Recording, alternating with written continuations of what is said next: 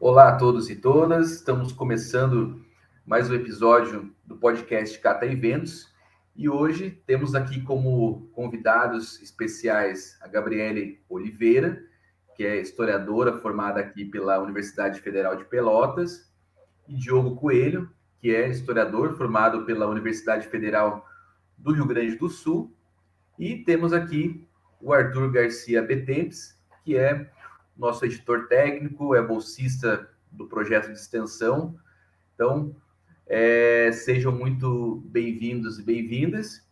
E já vou começar com a primeira pergunta, que é direcionada para vocês dois. Primeiro para a Gabriele, e aí depois o Diogo. Tá? Vamos seguindo sempre essa ordem, tá? Bom, gente, vocês foram convidados, tá, para esse episódio porque tratam sobre futebol, questões ligadas à dinâmica do futebol e tudo que envolve a história do futebol e também como que isso tudo atravessa a cultura, a sociedade, como que isso atravessa o ensino de história e a escola, tá? Então, de antemão, eu queria que vocês comentassem um pouco sobre como surgiu o interesse, tá, de trabalhar a temática do futebol, que depois se tornou a pesquisa, né, de conclusão de curso de vocês, tá? Então, Gabriele, você está com a palavra. Olá a todos e todas. Primeiro gostaria de agradecer o convite do professor William, né? Um grande prazer estar aqui. Então, o meu interesse pela minha pesquisa, né, de trabalho de conclusão de curso, ele começou, na real, quando eu era criança, porque eu sempre gostei muito de futebol, meu pai sempre me levou no estádio, sempre me fez ter esse interesse, né, essa paixão, por mais que hoje eu não torça para o mesmo time dele, eu acompanho muito futebol, sempre foi uma grande parte da minha vida, né? E aí, depois, conforme o tempo foi passando, eu fui adquirindo outra paixão, que são as camisas, né? Dos times, não só do meu, mas pela história delas, né? E de uns anos para cá, as camisas, elas foram tendo algumas delas foram sendo criadas a partir de homenagens, né? Por homenagens, para homenagear alguma causa social, algum título, algum jogador, qualquer coisa, né? E nos últimos anos, as camisas com homenagens a causas sociais estão ganhando bastante espaço, né? Não só aqui no Brasil, principalmente lá fora, né? Na Europa. E aí, há causas sociais mais diversas, a população LGBTQIA+, a população negra, tem até camisa sobre o Outubro Rosa, né, que alguns clubes lançam todo ano. E aí eu fui me interessando sobre isso, eu gosto de colecionar também, então são duas paixões minhas, né. E aí quando o Vasco da Gama lançou a primeira camisa LGBT, que ia mais no país, para jogo, né? Porque o Bahia já tinha feito uma camisa em homenagem à torcida LGBT deles. Aquilo foi uma grande coisa, né? Um grande evento, né? No futebol foi uma grande marca, porque foi o primeiro clube a jogar entrar em campo, né? Com uma camisa LGBTQIA+, e no jogo o Vasco ganhou, a bandeirinha de escanteio era LGBT, e aí o Germancano, que foi um dos autores do gol, pegou a bandeirinha LGBT e levantou e comemorou. E aquilo foi histórico, né? Foi incrível. E aí, a partir disso, eu comecei a pensar quais eram os impactos, né, dessas iniciativas.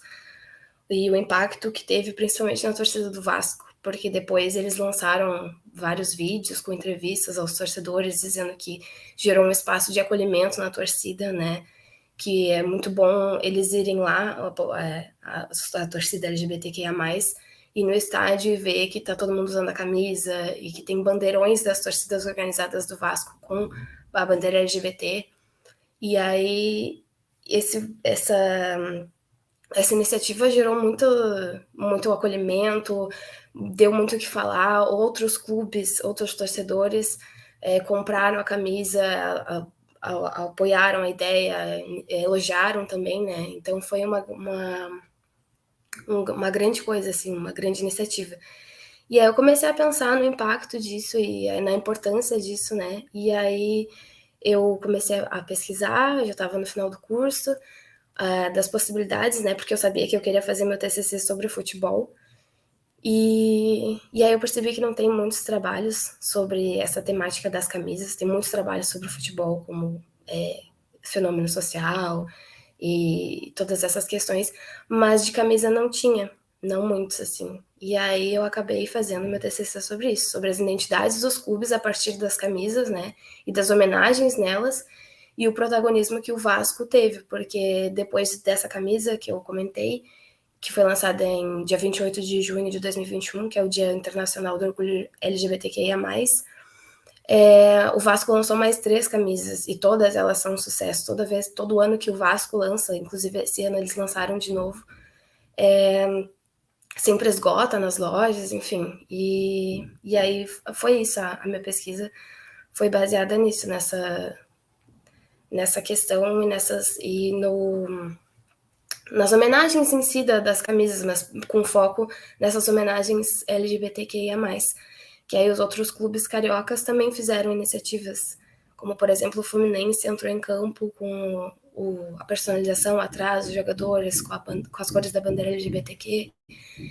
E aí várias iniciativas, né, dos clubes nas redes sociais, enfim, e aí foi isso. E aí adorei fazer o trabalho, né, e não sei, quem sabe dou continuidade a isso depois, mas por enquanto é isso.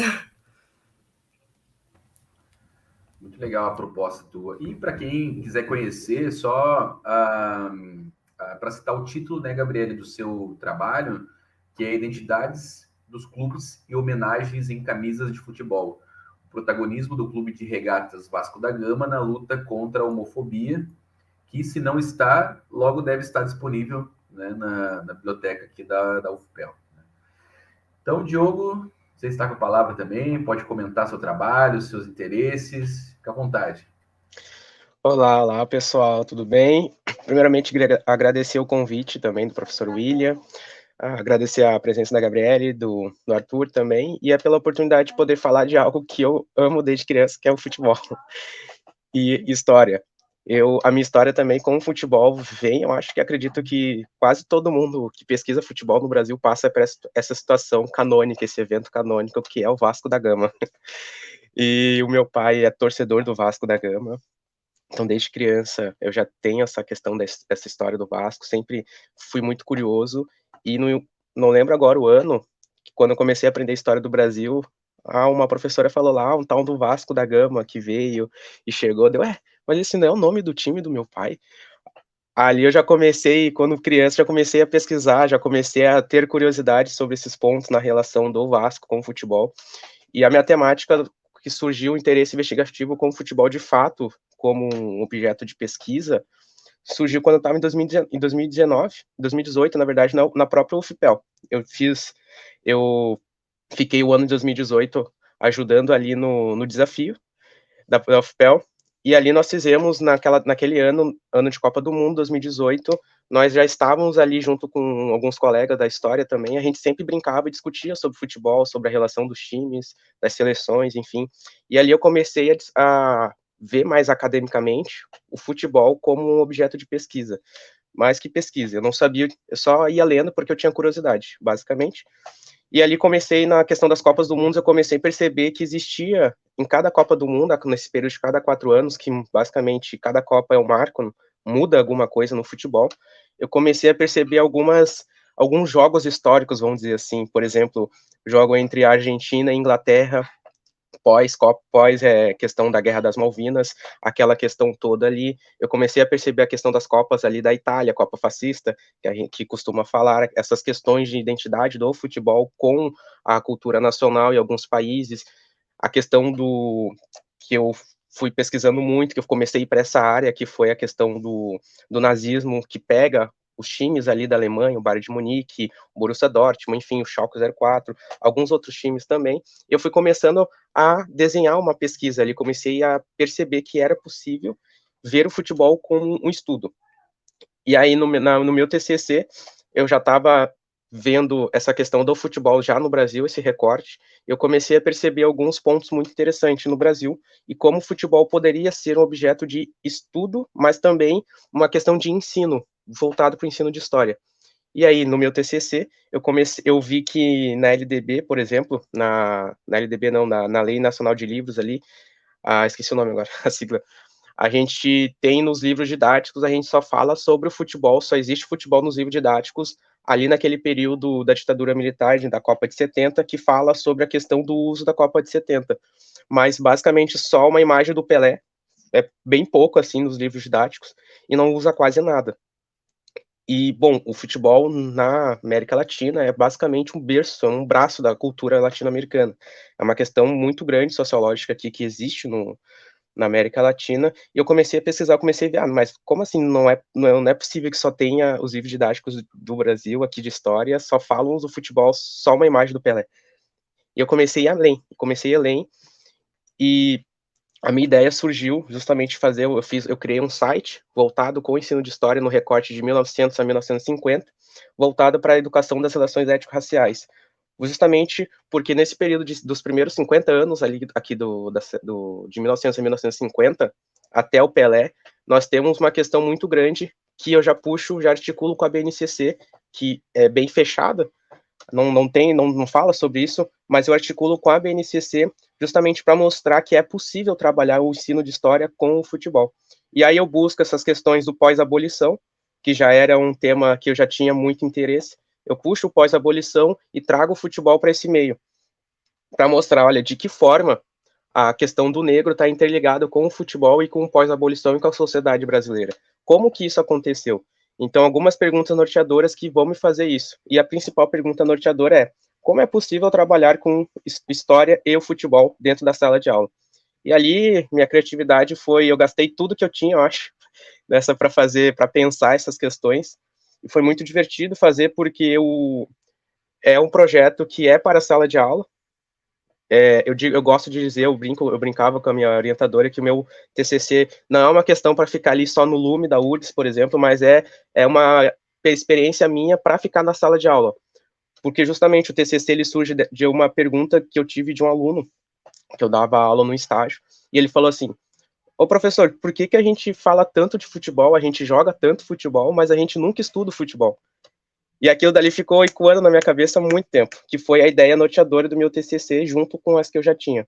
E a ideia é justamente eu fiz uma curadoria digital com várias fontes que possam ser possíveis, não só fontes acadêmicas, mas justamente mostrar que existem fontes além das acadêmicas que tratam do futebol para auxiliar os professores e também os alunos que têm curiosidade para ver a questão étnico-raciais do futebol, na questão do futebol, enfim. Eu também trato um pouco do futebol de mulheres, um pequeno recorte, justamente porque eu acredito que o futebol de mulheres não é um ponto, assim, na história, mas está atrelado também à questão do futebol em si. E foi bem divertido fazer esse TCC, deu bastante trabalho, mas no final o projeto ficou bem bonito, e já tive alguns feedbacks também de professores, eu espalhei assim para alguns professores que usaram e conseguiram utilizar, então foi bem legal, porque o objetivo era esse, era mostrar que futebol é um objeto que dá para ser estudado no ensino de história. Muito legal, Diogo. E também, né, o seu trabalho está na biblioteca, né, da URGS, e o título é FUT História, Curadoria Digital no Ensino de História, na Educação das Relações Étnico-Raciais. E tem o site, né, que vai estar aqui na descrição do vídeo, e também eu descobri agora cedo que tem o Instagram também, né, a página com vários materiais ali bem interessantes. Bom, então aí eu já passo para o Arthur, que vai dar sequência aí às questões. Então, pessoal, quero agradecer mais uma vez a participação de vocês, e eu vou fazer uma união um pouco da fala da Gabriele e do Diogo na questão seguinte. O Vasco é um clube vanguardista desde quase a sua gênese, né? Esse ano a gente está completando uma efeméride, que são 100 anos dos Camisas Negras, que é aquele time histórico do Vasco, que usava a camisa toda preta, né?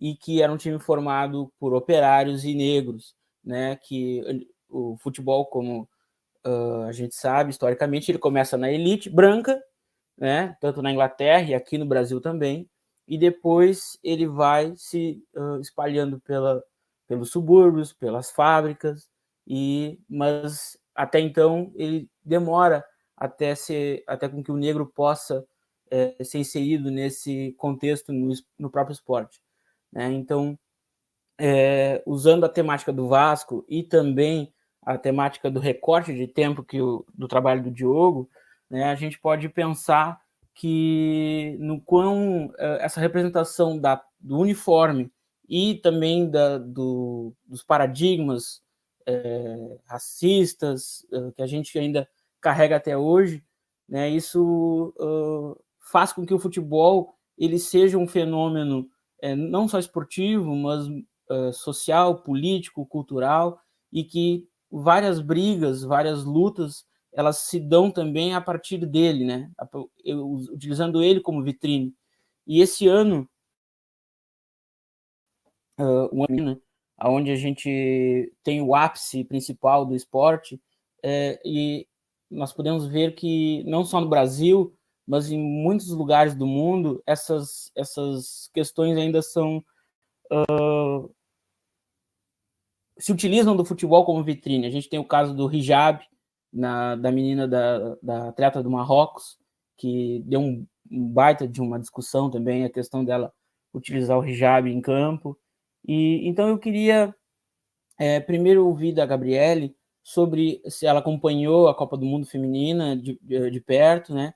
E também o que tu tem visto sobre as questões do futebol feminino no Brasil, que teve um avanço pouco, mas em termos significativos do que vinha sendo em termos de estrutura, visibilidade nos últimos anos, e que, claro, em campo não deu resultado na seleção brasileira, nessa Copa do Mundo, mas tem tido um avanço, e o quanto que esse avanço ele é representativo historicamente, até para a gente utilizar a temática do futebol feminino no ensino de história, abordando o tema das lutas feministas, das lutas das mulheres, também capitaneadas pelo futebol.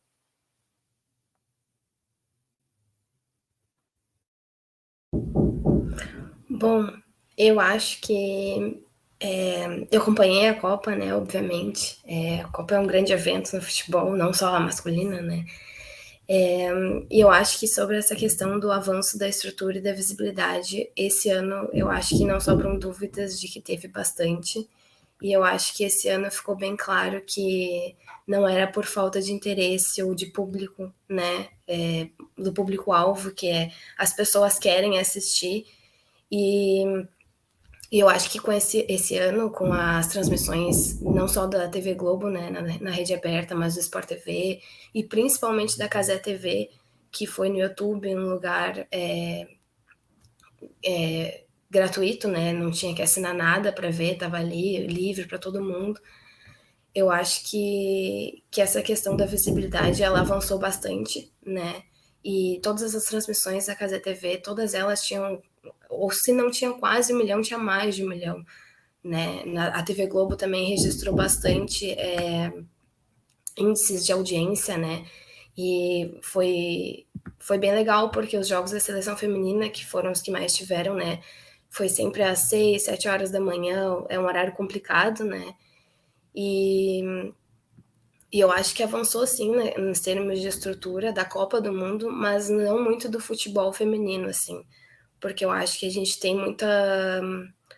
muito caminho a ser percorrido ainda, porque melhorou bastante, mas eu acho que tem várias melhorias que a gente pode fazer, porque o futebol feminino no Brasil, ele tem um calendário diferente do masculino, né? Não segue a lógica de que antes é o estadual, depois o brasileiro, aí vem a Copa do Brasil, a Libertadores, quando jogam, né?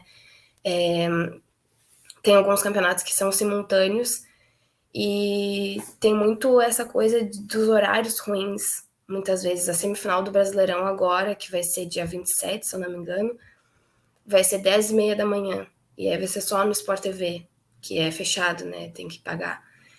E fora outras questões que às vezes as mulheres elas não jogam nos estádios dos clubes mesmo, né? Eu sei que quando o time feminino do Corinthians joga na Neoquímica, que é o estádio do time mesmo, do clube, eles sempre, o recorde de público sempre é batido. Eu acho que o maior foi 41 mil pessoas aqui em Porto Alegre, no Rio Grande do Sul, quando o Internacional feminino jogou contra o Corinthians, também teve recorde de público. Acho que aqui do estado é o maior do futebol feminino, né, com 36 mil pessoas no Beira-Rio. E só que isso não é uma coisa constante, né? As mulheres normalmente elas jogam em outras cidades. Eu sei mais do que eu acompanho o Grêmio e o Inter feminino, elas jogam em Eldorado, no CT, que não é em Porto Alegre de fato, e isso dificulta as pessoas que moram em Porto Alegre que querem assistir, né? Por mais que o ingresso seja barato ou gratuito, o horário é ruim, o estádio é longe. Então tem essas coisas ainda que dificultam, né? Mas eu acho que em termos de estrutura e visibilidade vem melhorando sim, vem melhorando bastante. A final do Brasileirão Feminino normalmente a TV Globo passa, né? Mesmo que seja de manhã ou de tarde, assim. E eu acho que são coisas que demonstram principalmente que as pessoas elas têm interesse, né? Eu acho que já desmistificou e vem desmistificando cada vez mais esse mito de que não há interesse no futebol feminino, que o brasileiro não gosta de futebol feminino, que as pessoas no geral não gostam e que as mulheres não acompanham também. E não é só mulheres, né? A gente viu um grande público de todas as idades, de todas as pessoas estavam interessadas em assistir não só a Copa, mas agora creio eu que a Copa também dá mais visibilidade, né? Justamente por ser um grande evento. Talvez instigue o interesse para ver as outras competições de futebol feminino, né? Então eu acho que melhorou, principalmente em comparação à Copa do Mundo na última, né, de 2019. Mas a questão do ensino de história eu vou deixar mais para o Diogo falar, porque tem mais propriedade do que eu. E antes de passar para o Diogo, eu queria só também acrescentar um complemento ali à questão, embora vocês já tenham abordado algumas questões, né, mas além disso que o Arthur colocou, Diogo, para pensar também, né, como que através do futebol, né, que não é só um esporte, né, se a gente vê ele só como esporte é um limitador, né? Então, como é que a gente consegue compreender outros elementos sociais, né, de classe, gênero, diversidade, economia, né, como que isso tudo atravessa o futebol, né, e as questões de ensino de história, né? Pode ficar à vontade. Claro, assim, eu acredito que o futebol, não só o jogo em si, mas as 4 linhas, e aí eu vou brincar com essas questões que a gente sempre brinca, né, o futebol é mais que um jogo, mas as 4 linhas ali não são apenas 11 jogadores ou jogadoras, enfim, 11 pessoas disputando. Eu acredito que ali dentro das 4 linhas a gente está vendo o futebol é capaz de mostrar as contradições e as hipocrisias da sociedade vigente. E aí de que forma que eu falo essa questão? Eu falo porque a gente vê toda uma passagem, assim, fazendo uma história bem linear mesmo, a gente consegue ver em cada época as suas próprias contradições. E aí eu falo, por exemplo, um exemplo que eu acho que é uma maior contradição social que eu acredito que a gente vê que eu vendo na história social do futebol, que é, por exemplo, na fundação do estádio do Pacaembu, na época da Era Vargas. Todo aquele fuzuê, assim, aquela euforia do Pacaembu, que a gente sabe que inauguração de estádio é um evento, assim, ainda mais por pessoas políticos, etc. E na época da Era Vargas, o jogo que ia abrir ia ser um jogo com 2 times de mulheres disputando o jogo. E naquela época a gente tem, enfim, diversas contradições que acontecem por conta desse jogo, ou seja, é o jogo que nem chegou a acontecer de fato, mas que joga na cara da sociedade quanto ela é hipócrita naquela época. E aí, eu acredito, já puxando para o ensino de história, como é possível a gente conseguir entender essas questões essas micros mudanças na sociedade. Puxando já para essa questão do jogo, a gente tem a criação ali da CND, o Conselho Nacional de Esportes, e o artigo 54, se eu não me engano, fala pela primeira vez, sobre a questão do futebol feminino, futebol de mulheres, que fala que as mulheres não podem jogar futebol porque isso vai contra a sua própria natureza. Ora, que natureza? Qual é a natureza da mulher? Ali a gente já consegue perceber que existe pela primeira vez, talvez na história do Brasil, as mulheres como um agente político importante na mudança de um governo, de um projeto político. Porque a gente vê ali, eu já puxa um conceito que eu acho muito legal da professora Silvana Goelner, que ela fala sobre as mães cívicas, que eram essas mulheres da Era Vargas, que elas tinham o papel, natureza delas, nesse caso, era parir os filhos da pátria, que seriam os homens que seriam os soldados da pátria, os que protegeriam a pátria. Ou seja, que o futebol, num jogo que nem chegou a acontecer, a gente consegue analisar toda essa questão social daquela época em si. Até um próprio projeto político do Vargas, puxando as mulheres nessas questões. E é claro, também as contradições dessa questão de uma elite dominante, nesse caso os homens também. Aquela carta do José Fuzeira, que não tinha nada a ver com futebol no campo desportivo, que chega no Gustavo Capanema de alguma forma, porque ele é uma pessoa bastante influente, que faz praticamente o artigo proibindo. E ali a gente fica 40 anos com o futebol de mulheres proibido no Brasil, não regulamentado. Não que não acontecia, mas não acontecia de forma regulamentada. E no ensino de história eu acredito que é isso. A gente consegue mostrar a partir do futebol essas pequenas contradições da sociedade, conseguir analisar, puxar para um macro. E, enfim, essas questões são muito importantes para a gente entender de forma minuciosa como que a sociedade está se movendo naquela questão. Até porque no estádio, eu gosto muito eu não lembro agora o nome do escritor, um russo que fala sobre o Spartak de Moscou, que na época o Spartak de Moscou fazia alguns protestos na época do governo do Stalin, ali, de um período, que os torcedores falavam que eles protestavam ali na época porque não era possível a polícia bater em 40 mil pessoas ao mesmo tempo. Então, essas questões do futebol que traz como que a sociedade pode se mover. E o futebol é isso, ele traz a sociedade. E eu gosto do conceito do professor Chris Garvey, né, que ele escreve no Tempo do Futebol, que ele fala que o estádio em si, ele não é só um estádio. O estádio, ele é onde a sociedade renasce. É onde a sociedade faz, onde a sociedade acha que pode fazer tudo o que pode fazer, que está engasgado na sua máscara do cotidiano.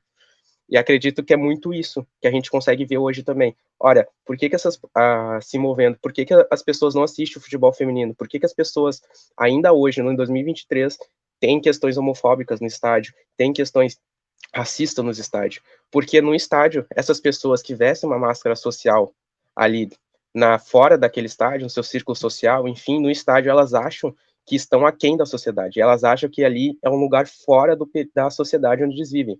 Mas não, é exatamente isso. O estádio é também a sociedade. É onde está a sociedade mais pura ali, seja questões boas, seja questões ruins, enfim. O futebol, ele mostra essa questão, não só o futebol, mas os esportes como um todo. E acredito que trabalhar esses pontos, esses micros pontos da sociedade, mudança geral, são muito importantes para a gente, e para os alunos também compreenderem o macro, que a gente, basicamente, a BNCC faz a gente trabalhar apenas o macro, e a gente esquece do micro social, às vezes, de vez em quando. Bom, Diogo, acho que tocou nesses pontos fundamentais, né? A Gabriele já tinha destacado isso também no TCC, né? Como é que, né, no futebol a gente consegue compreender diversas questões que atravessam a sociedade, né? E você tem o Roberto da Mata que fala isso, você tem vários outros autores, né, que também comentam como que a gente percebe essas questões sociais, né? Então isso me chama muita atenção, né? O futebol não é só o momento do jogo, né, que está acontecendo na televisão, mas tem muitas questões sociais e econômicas, como vocês bem apontaram aqui. E antes de continuar aqui, eu vou direcionar essa questão, mas na verdade mais como um complemento também para a Gabriele, mas o Diogo também pode responder, Diogo, tá? Você pode ficar bem à vontade para você colocar suas impressões. Logo no início da Copa do Mundo, né, feminina, saiu uma reportagem, né, aqui no UOL, que tá assim, né, Copa 2023, Cazé TV desativa chat após show de preconceito em comentários. Eu vou ler bem rapidamente para contextualizar quem está nos ouvindo.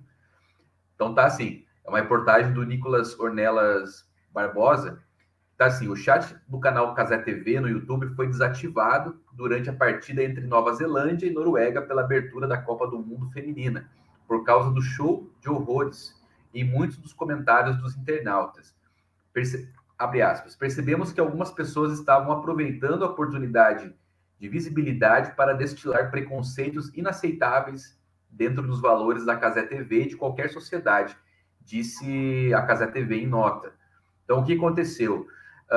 Vários internautas, o chat estava aberto, então vários internautas, no momento do jogo, começaram a destilar palavras de ódio, né, contra as jogadoras. Então, vários termos chulos e bem ofensivos, do tipo, a mulher tem que voltar a lavar louça, né, lugar de mulher é na cozinha, em casa, e vários ataques assim, contra a aparência das mulheres, contra, né, enfim, o biotipo. Então, foi essa situação. Naquele momento, né, a atitude mais extrema, né, o que se poderia fazer no momento da partida foi desativar o chat. E o mais curioso é que essas pessoas que estavam destilando todo aquele ódio contra as mulheres, eles foram para outro chat que estavam várias transmissões programadas dos jogos futuros, eles foram para o outro chat e ficaram lá utilizando e falando. Então, assim, né, um momento mesmo de horror, assim, né, com relação a isso. Então, várias atitudes foram tomadas depois, né, e a própria equipe do Casé TV veio em nota mostrar toda a indignação deles com relação a isso. Então, diante disso, primeiro vou direcionar para a Gabriela, mas depois o Diogo também pode comentar, né? Então, o que você, quais foram as tuas impressões, Gabriela, com relação a isso? Você comentou que acompanhou, né, esses ataques. Você notou essas informações e essas notícias, né, de outras formas? Você teve outros tipos de contatos, né? E por que será que ainda existe esse preconceito com relação ao futebol feminino, com relação às mulheres no futebol? Embora você já tenha abordado algumas questões, né? Mas eu queria saber um pouquinho das suas impressões. Você teve contato com essas situações todas? Fica à vontade. Pois é, então. O episódio na Casé TV no primeiro jogo foi o mais marcante, eu acho, né? Porque foi logo no primeiro jogo, logo de cara, né? Mas eu acompanhei, sim, essa repercussão no Twitter, principalmente. Agora é X o nome, mas é conhecido como Twitter. E no Instagram. Comentários assim, Globo Esporte, TNT Esportes postava qualquer coisa, tinha um monte de gente falando que lugar de mulher é na cozinha, que futebol feminino é fraco, não deveria existir, e que às vezes notícias sobre a sexualidade das jogadoras, tinha muita gente comentando que era a Copa da Lacração e que era por isso que ninguém queria ver, porque ninguém quer ver lésbico ou bissexual jogando, né? E que é por isso que quem lacra não lucra, coisas desse nível para pior, assim. E aí, ao mesmo tempo que tinha muita gente assistindo, muita gente gostando, a maioria dos comentários no Instagram, principalmente, quando aparecia placar ou qualquer notícia da Copa, as pessoas estavam lá falando absurdos e horrores. E eu acho que isso se intensificou depois que a seleção brasileira, foi eliminada, né? Porque foi eliminada na fase de grupos, jogou só 3 jogos e foi bem triste, né? A campanha delas, porque elas poderiam ter ido muito mais longe, né? E aí depois que elas foram eliminadas, piorou horrores, assim. Todo mundo começou a comparar com a seleção masculina, porque a seleção masculina tem 5 títulos.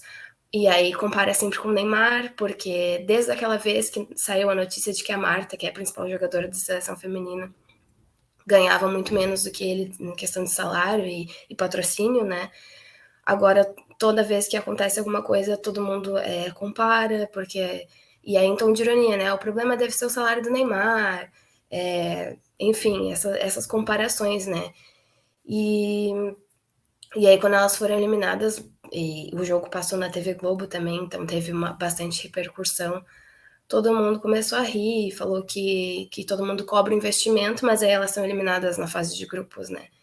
E aí, outro contraponto que eu gostaria de colocar também é que muitos sites de notícias, jornalistas, influencers no geral, criaram aquele discurso de que a gente tem muito orgulho de vocês, guerreiras, que vocês lutaram até o fim. E, na real, esse discurso, na minha opinião, e muita gente falou sobre isso também, né, nas redes sociais, ele não trata com devida seriedade a modalidade, a seleção e o que a eliminação foi. Porque a gente foi eliminado para a seleção da Jamaica, né, que fez até uma vaquinha para conseguir ir até a Copa. Então, elas tinham muito menos investimento, né, e aí, obviamente, o outro lado usou para falar mal, e aí esse discurso, ele não trata com seriedade, porque a gente não vê, se a seleção masculina fosse eliminada na fase de grupos, ninguém falaria isso, todo mundo falaria que é uma vergonha, porque é vergonhoso em termos de futebol, né, a gente ser eliminado na fase de grupos de qualquer competição, não só a seleção. E esse tratamento diferente também é uma questão que não é um absurdo de falar que lugar de mulher é na cozinha e não devia estar jogando bola, mas também não trata com seriedade, como se elas não fossem jogadoras profissionais que merecem cobrança também, né? Não é porque elas são mulheres que elas não devem ser cobradas. E aí é isso, né? Esses discursos, por um lado, tirando a seriedade, por outros, cheio de preconceito, né? E por que existe esse preconceito ainda? Porque eu concordo com o que o Diogo falou, né? Eu acho que o futebol é um reflexo da sociedade. Tratei sobre isso na minha pesquisa, porque de fato, é um fenômeno social que dá para analisar termos de classe, economia, homofobia, né? E eu acho que existe muito preconceito não só por elas serem mulheres, porque o futebol é extremamente misógino e machista, a gente sabe que é um ambiente majoritariamente masculino, não só dentro dos estádios, mas é considerado ainda, infelizmente, um conteúdo de homem, é para macho, e daí as mulheres perdem o espaço por conta disso, né? Tem que lutar muito mais por conta disso. Mas também acredito que é porque as mulheres no futebol feminino, a maioria delas são abertas com a sua sexualidade, muitas delas são lésbicas, bissexuais. E eu acho que além da questão do ser mulher, a questão da sexualidade delas também atrapalha nesse sentido do preconceito, né? Porque sempre que sai alguma notícia de que alguma jogadora é lésbica ou bissexual ou namora com outra jogadora de outra seleção, é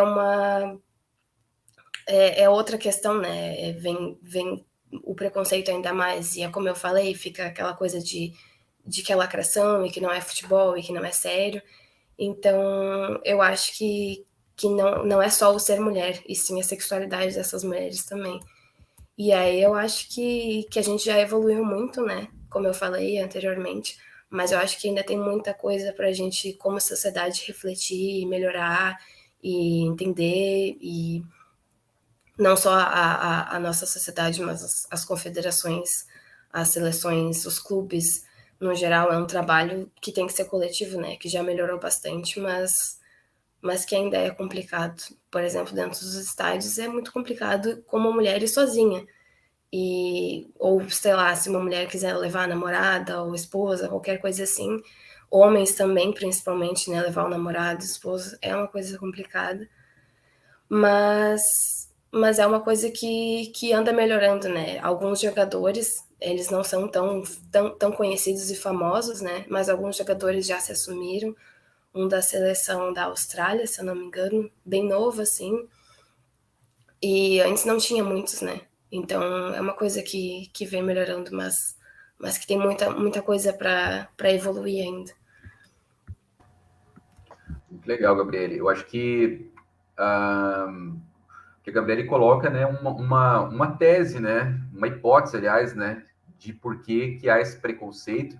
E eu acho que também não é só esse, né, Gabriele? Eu vejo que o que você pontua é muito crucial, mas também há outros, né, outros motivos, né, que perpassam, por exemplo, né, a questão do machismo, questão, né, de o homem não aceitar, né, ver uma mulher ali, digamos, numa posição de destaque, numa posição sendo boa, naquele esporte, desenvolvendo aquele esporte com excelência, né? Muitas vezes isso soa muito ruim para homens, né, que são preconceituosos, né? Então, acho que perpassam várias questões. Mas eu concordo, assim, que a tua hipótese eu acho que isso é um ponto que pega muito, principalmente no Brasil, que no mundo geral, né, que tende a esse conservadorismo, né, essa moral. Então, acho que isso pega muito, né? Diogo, não sei se você quer comentar alguma impressão sobre essas questões também, pode ficar à vontade, tá? Tá, eu concordo 100% com a Gabriela nessa questão. Eu acho que principalmente quando ela vem e fala sobre a questão de como a mídia trata quando acontece alguma questão. E aí da mídia eu falo porque no pré-copa eu estava acompanhando sempre ali a questão, fiquei muito feliz quando a Pia assumiu a seleção lá atrás, etc. Achei que teria alguns investimentos a mais na categoria de base, essas coisas, mas ano passado mesmo a gente via, o próprio Grêmio, que eu tô com a camisa aqui do Grêmio, algumas questões das mulheres não tinham acesso nem direito, às vezes, a um preparador decente, sabe? A gente vê no ano passado uma briga com o time do Sport, que estava na Série A, do futebol feminino, as gurias treinavam num gramado cheio aquelas plantas altas, assim, no campo, cheio de roseta. Então, é ridículo essas questões.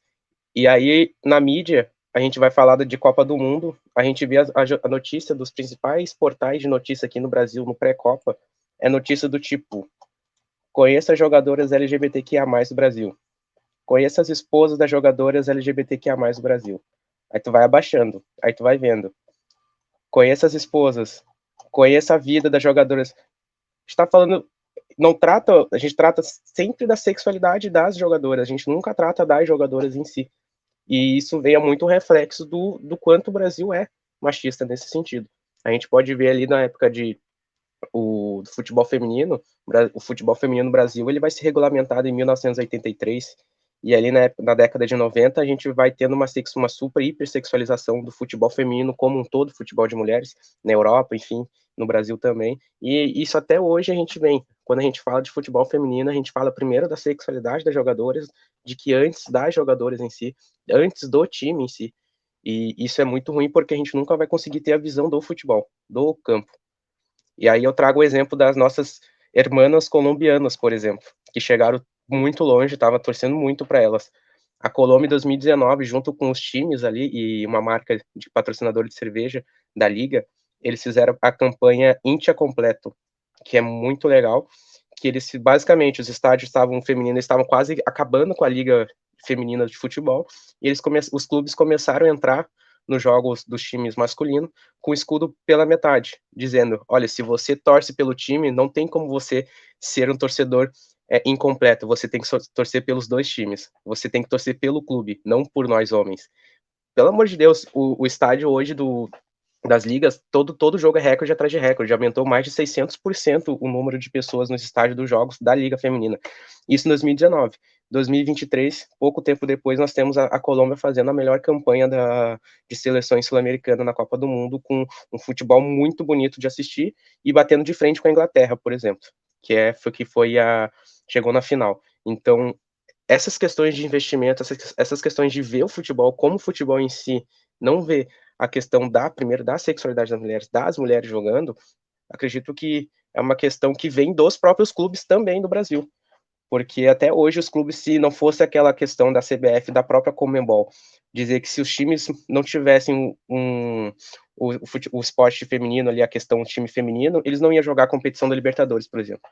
Foi só assim que os times começaram a ter, o próprio Grêmio começou a valorizar o futebol feminino. O Internacional a gente sabe que o Internacional é mais avançado que o Grêmio nessa parte, mas mesmo assim, passos lentos. A gente vai indo, vai indo. Agora com a Pia, vamos ver se ela vai ficar nesse novo ciclo, né? Já se busca uma questão de base, uma questão de investimento maior nas categorias menores, enfim. E é desse jeito. Se a gente for pensar em tempo histórico, pouco tempo atrás, foi ontem que o futebol feminino no Brasil foi regulamentado. E hoje ainda a gente sofre dessas questões, porque não existe investimento. Foi questão de menos de 5 anos que o futebol, que os times conseguiram, principalmente o time de Série A, tem o time feminino em si. E a gente passa muito ainda nessa questão, a gente para também nos dirigentes. Tanto que, acho que antes da Pia entrar, você se lembra da técnica que assumiu o Brasil, pouco tempo depois ela saiu, e entrou outro, um homem, agora não lembro o nome dele, que já tinha feito uma campanha desastrosa das Olimpíadas, que já tinha sido algumas questões de assédio moral com as meninas do time, e mesmo assim eles botaram, ou seja, a gente não respeita nem o nosso próprio esporte, que dizem que nós somos o país dele. É difícil. É bem interessante. Agora lembrei de uma situação, né? O time da Jamaica também estava com um problema de assédio por parte da comissão técnica. As meninas jogaram toda a Copa até o momento que elas foram eliminadas com essa questão envolvida, né? Sobre casos de assédio internamente, assim. Então, uma situação bem complicada. E só para fechar, eu vou passar para o Arthur. No episódio anterior do Cata Eventos, a gente entrevistou aqui o Ethan Cruz e a professora Ana Lúcia, da Unifal, e a gente partiu do caso do futebol, né, Arthur? Bem, até agora relembrando, a gente partiu do caso de racismo contra o Vini Júnior, né, para pensar a questão do racismo a partir de uma partida de futebol, né? Então foi bem interessante. Olha, mais uma vez o futebol aí, né, escancarando questões raciais, questões de diversidade, questões que envolvem LGBTI, que é mais homofobia, enfim, várias questões, né? Então é bem interessante pensar isso. Né? Mas vamos lá, Arthur, fica à vontade, tá aí para dar sequência. Não, só queria aproveitar esse gancho também, né, para falar um pouco sobre a questão do machismo que o Diogo estava falando, né? Teve o caso do presidente da Federação Espanhola de Futebol, que assediou a Jennifer Hermoso e também fez gestos obscenos na comemoração do título, né, que tem muito a ver também com os postos de poder, né, porque a maioria dos dirigentes, né, são homens brancos, então é um ambiente onde tem poucas mulheres nos postos de comando, que também influencia nessa questão do machismo, né, no futebol. Mas já vou puxar para um outro lado, que é a questão nós estamos aqui num podcast de divulgação científica, e aí eu queria abordar com o Diogo sobre o trabalho dele de divulgação científica, sobre o Fute História, né, teu trabalho. E eu queria que tu comentasse um pouco mais sobre os teus objetivos também de utilizar esses meios, dessas mídias como Instagram, enfim, o teu próprio site, nessa questão do ensino de história, de que maneira da divulgação científica do teu trabalho de pesquisa histórica sobre o futebol. Então eu queria que tu faça um pouco mais sobre isso para a gente. Claro, o Fute História eu criei antes, a página do Instagram eu criei antes mesmo de pensar nesse TCC, que ali na época da pandemia, enfim, eu pegava minhas pesquisas, eu falava, que legal, eu conversava com meus colegas, assim, eles não sabiam, eu falei, pô, se o pessoal aqui da história não sabe essas questões, eu acho que é legal divulgar e criar, e foi uma questão também de desopilar um pouco a cabeça naquela época. E eu criei o Fute Story e fui criando as minhas pesquisas, botando minhas pesquisas, e acabei que eu tive alguns convites, eu escrevi depois um pouco para a Universidade do Futebol, e eu escrevi alguns textos no Ludopédio também, a partir de um grupo de pesquisa com sede ali em Minas Gerais, com alguns pesquisadores da região. Enfim, foi essa questão de divulgação científica que me deu o valor de escrever, de gostar de escrever essas histórias do futebol. Porque hoje a gente vê um processo de, digamos assim, de intelectualização do futebol, porque a gente tem bastante gente gostando de pesquisar o futebol, divulgar essas questões do futebol, atrelar a pesquisa ao futebol. E os meus próximos passos enfim, eu faço também curso de programação e eu estou produzindo um aplicativo do site para que fique de mais fácil acesso, para conseguir universalizar esse acesso das pesquisas em si. E a questão da divulgação científica sempre, eu estou agora escrevendo várias coisas para botar depois ali no Ludopédio, no site do Ludopédio, artigos, e também na página do Fute História, e alimentar ainda mais. O meu objetivo é conseguir sair da década de 50 e chegar até o ano vigente, 2023, 2024, enfim, e ir botando, alimentando essas questões justamente para que fique de fácil acesso, para que os professores possam também utilizar, não só os professores, mas os alunos, terem esse acesso a esse conhecimento mais fácil. É por isso que eu acredito que o papel meu, enquanto divulgador científico da história social do futebol, é trazer essa curadoria digital de uma forma que os alunos possam, olha, clicou, tem ali, tem essas questões. É claro que a curadorias tem sempre um viés, a gente pesquisa, bota ali o que a gente acha que seria interessante, enfim, algumas coisas ficam de fora, mas essa sempre visando o futebol e o ensino também, principalmente das relações étnico-raciais, porque no Brasil a gente precisa ainda muito trabalhar essa questão, e a gente tem muito a avançar ainda com isso. Eu acredito que o futebol é um baita de um meio para dar essa assistência. Exato, e é por isso que até o último episódio que a gente fez, a gente abordou bastante o caso do Vini Júnior, sobre o que ele vinha sofrendo lá, né? E porque esse é um meio realmente que a gente consegue abordar esses temas e fazer essa divulgação, né? Então eu queria também aproveitar e perguntar para a Gabriele quais são os teus, o que tu pretende continuar o teu projeto de pesquisa, de que forma, agora para onde tu pretende expandir o teu trabalho? Isso é uma coisa que eu ainda estou pensando, considerando as alternativas, as possibilidades, porque eu gosto muito de trabalhar com as camisas, né? Só que não tem muito material sobre isso, né? Não tem muitos trabalhos científicos sobre isso. Então é complicado, mas eu pretendo seguir na área. Se não for sobre as camisas, provavelmente alguma coisa relacionada à história social do futebol, realmente, né? Essa parte da homofobia, que é um tema muito importante. Mas é uma coisa que eu tô pensando ainda. Pretendo seguir, mas tô vendo os caminhos, as possibilidades dentro disso. Legal. Eu acho que o Diogo pode responder também, Diogo, acho que é a mesma questão, de repente como que está aí, né, como que você pensa o desenvolvimento aí das atividades, e para vocês indicarem algumas leituras, tá? Vou passar para o Diogo e depois a Gabriela indica as leituras aí. Enquanto a Gabriela pensa, aí o Diogo depois pensa também nas indicações de leituras aí. Tá? Claro, eu penso muito nas possibilidades. O meu objetivo seria de continuar a pesquisa, mas como o meu TCC é um produto digital, que a gente não sei como chama na UFPEL, produto educacional, enfim, essas coisas, o meu objetivo é dar continuidade nesse ponto. Só que também além da academia, continuar com essa questão de divulgação científica, mas na academia eu queria continuar nessa questão de pesquisar, de relacionar o futebol com o ensino de história.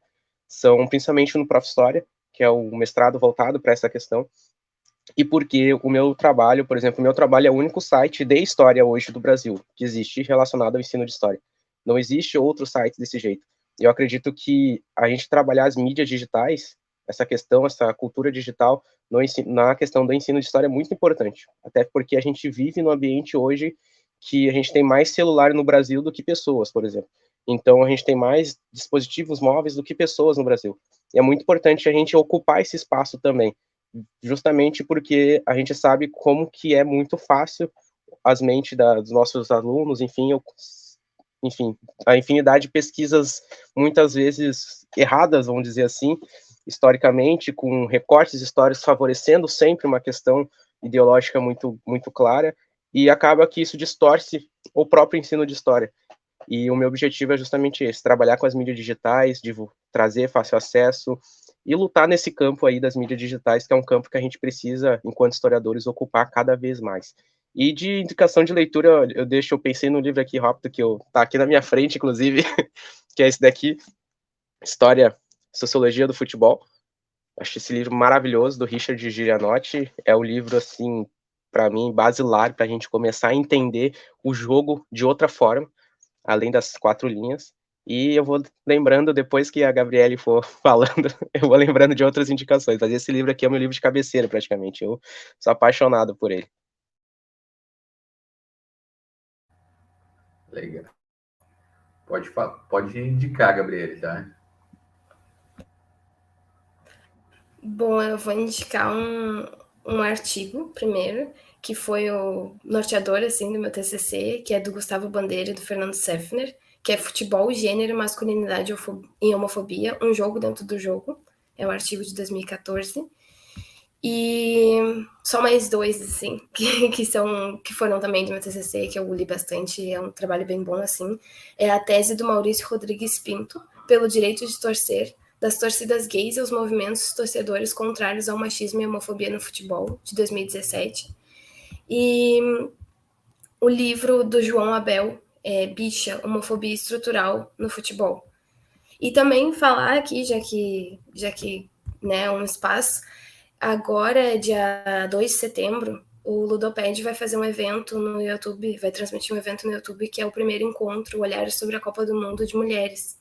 E aí vai ser agora, dia 2 de setembro, às 9 horas. Então, não sei se alguém ouviu o podcast antes do dia 2, dá pra acessar, que vai ser no YouTube, gratuito, online. E eu acho que vai ser bem legal. Com certeza. Depois a gente pega o link e anexa junto no episódio, tá? Lembrei aqui de uma indicação muito, quando ela falava dessa questão do Claro. Ludoped. Eu li uma tese, uma dissertação da Aira Bonfim, que eu sou muito fã dela, ela escreve sobre futebol de mulheres, que a dissertação dela chama Futebol Feminino entre festas esportivas, circos e campos suburbanos. É sobre a questão do futebol feminino, toda a história ali do início do século, é muito legal. É uma tese maravilhosa. E uma outra também, que essa daqui sei lá, eu visto ela sempre, que é a dissertação de doutorado do professor João Malaya, A Revolução Vascaína. Essa tese, para mim, assim, é algo magnífico. Eu sou apaixonado por ela. Eu gosto muito dela porque foi a primeira que eu li, assim, de fato, sobre futebol, que me tirou de um estado de transe, parece. Que é muito bem escrito e tem umas questões historiográficas maravilhosas para trabalhar com o ensino de história. E, claro, fica aí sempre o convite para quem quiser acessar o site do Foot Story. A gente está ainda desenvolvendo algumas coisas, a gente trabalha sozinho, mas a gente está sempre botando, e quem quiser também compartilhar alguma questão, a gente vai deixar, eu estou começando a pensar em deixar aberto para acesso livre para as pessoas que quiserem contribuir também. Então, é uma ideia, quem quiser escrever sobre futebol relacionado com o ensino de história, a gente está sempre disponível ali para começar, a gente vai começar a botar no site também, trabalho de colegas. Muito legal. Gente, vamos encaminhando já para o final da nossa conversa. Quero agradecer imensamente vocês, tá? Diogo, Gabriele e o Arthur também aqui, nosso parceiro, pela disponibilidade dessa conversa. Eu acho que foi bem importante, bem interessante conversar sobre essa temática, que é uma temática latente, é um assunto em alta nesse momento, porque acabou recentemente a Copa do Mundo. Mas não só por isso, porque o futebol é uma paixão brasileira, uma paixão nacional. Então, isso não tem gênero, né? São mulheres, são homens, são todos, de todas as idades, né? Muita gente gosta de futebol. E como vocês bem demonstraram aqui, tanto nas pesquisas de vocês, quanto nessa nossa conversa, como que o futebol ele perpassa todos os âmbitos da sociedade, né? Perpassa a cultura, perpassa a economia, a política, o ensino, a escola, questões de diversidade de gênero, diversidade étnico-racial. Então, são muitas questões que podem ser abordadas, né? Então, vocês comentaram muito bem. Então, quero agradecer imensamente e eu vou passar aqui por ordem, tá? Para a Gabriele e para o Diogo, para que vocês façam as considerações finais, né? Fiquem bem à vontade e a gente já vai partindo para o encerramento, tá? Fique à vontade, gente. Vamos pela ordem, Gabriele. Bom, então gostaria de agradecer de novo o convite, professor William. Obrigada, Arthur. Obrigada, Diogo. Adorei conversar com vocês. Adoro falar sobre futebol, né? Gosto muito de falar sobre a pesquisa também. Eu acho um assunto muito importante. E agradecer assim mesmo, adorei participar. Acho o trabalho do podcast muito bom, muito interessante, né? E é isso, acho que a gente tem que olhar mais para o futebol como, né, o fenômeno social que ele é e perceber a importância não só das iniciativas, né, que os clubes fazem, mas das torcidas no geral, como as mulheres e os torcedores LGBTQIA+ resistem nos estádios, enfim, acho que é uma coisa para a gente sempre pensar. valorizar, enfim. É isso. Muito obrigada pela conversa, adorei. E é isso. Legal. Queria agradecer também a oportunidade. Conversa muito legal, gosto, amo falar sobre futebol, não só sobre meu time, que ultimamente está bem difícil a situação, mas amo falar. Muito obrigado, William, Gabriele, Arthur, sobre a oportunidade, também sobre o podcast, um projeto super interessante. A gente precisa fazer mais e ocupar esses espaços, a gente, enquanto professor de história, enquanto estudante de história, enfim, dessa questão de ensino de história, e falar sobre futebol também, e entender, espero que nossos ouvintes possam ter entendido com a nossa conversa, que o chute no gol, a comemoração, é só um terço, um pouquinho do que é o jogo do futebol em si, que as 4 linhas, elas falam mais do que propriamente o nosso próprio canto da nossa torcida organizada em si. Então, o futebol, espero que possam ter compreendido o futebol de uma maneira, um olhar diferente, que é possível, sim, estudar o futebol, e que, sim, futebol e política se misturam bastante. Não tão, são irmãos siameses, praticamente, principalmente tratando de América Latina. Então, muito obrigado pela oportunidade e, claro, um ótimo dia para todo mundo, quem está ouvindo, à noite, tarde. Tchau, tchau, gente. É isso aí. E, Arthur, passo para você também aí, né? O Arthur, nosso bolsista aqui do projeto, né? Parceiro também. Obrigado aí pela participação. Bom, eu quero agradecer também a oportunidade, professor, agradecer a Gabriela e ao Diogo, foi um prazer ouvir vocês e muito obrigado e um abraço a todo mundo que está nos ouvindo. Obrigado, pessoal, e até a próxima.